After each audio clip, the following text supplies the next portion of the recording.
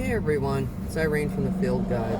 I just want to do a quick response to a rude comment that I got on one of my older hunting videos. It was a pretty old one, and I'm surprised that anybody even found it because, you know, the YT does not have much interest in me because I have certain things to say that they don't agree with, so it's not like I'm out there all the time. But the comment was about how my video was exposing a particular state land and making it harder for the other hunters because it was causing it to be overstressed.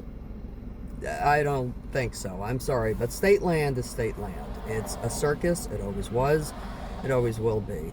And whoever this person was, they indicated that it's been at least a couple decades that they've been in this one area. And I got to tell you the facts. Back in the 80s and the 90s, you literally took your life in your hands going in there. And I mean, it's like that on any state land. But in the 80s and the 90s, it was not very well patrolled. And it just didn't have any real guidelines, and it's been overwhelmed for ages. In fact, there were a couple cases where people were shot at and no longer went back, and that's why I didn't hunt there for many years. And you know, if you're lucky enough to get some private land, I was lucky enough at one point to have private land, whole farm in upstate New York.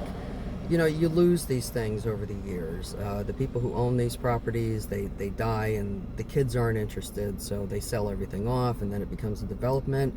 And then you move to another piece of state land, and I'm not going to say where it was, but this one was a really nice place to go. This is also in upstate New York, but I mean, there are bigger threats than my little tiny video, because what happened to this other state land was a New York City lawyer had bought some property near the land on the road that led into the parking area, and then he decided he didn't like hunting, so he bought up the road. And the hunters can still go in, you're still allowed to hunt there, but you have to walk a really long way along the road to get in there. So, I mean, come on, you know. My video alone, and not to mention, look at what happened in 2020.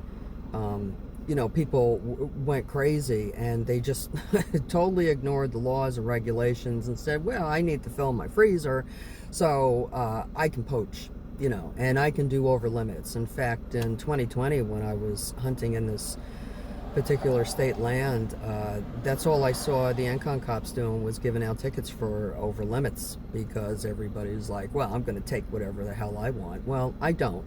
And just because I did that little tiny video that nobody even cares about doesn't mean it's going to destroy state land. And if you're lucky enough to find private land, and instead of going there, then, you know, be our guest, whatever. But that's the way it is in state land, period.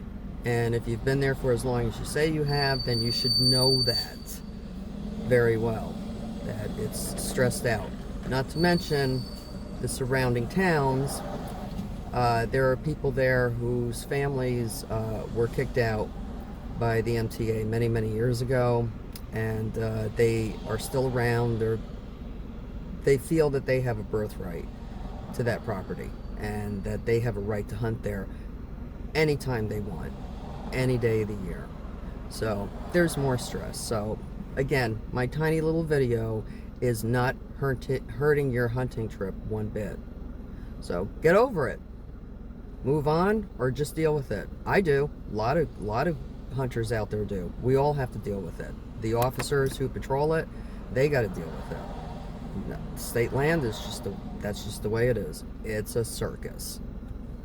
Thanks for watching. Bye-bye.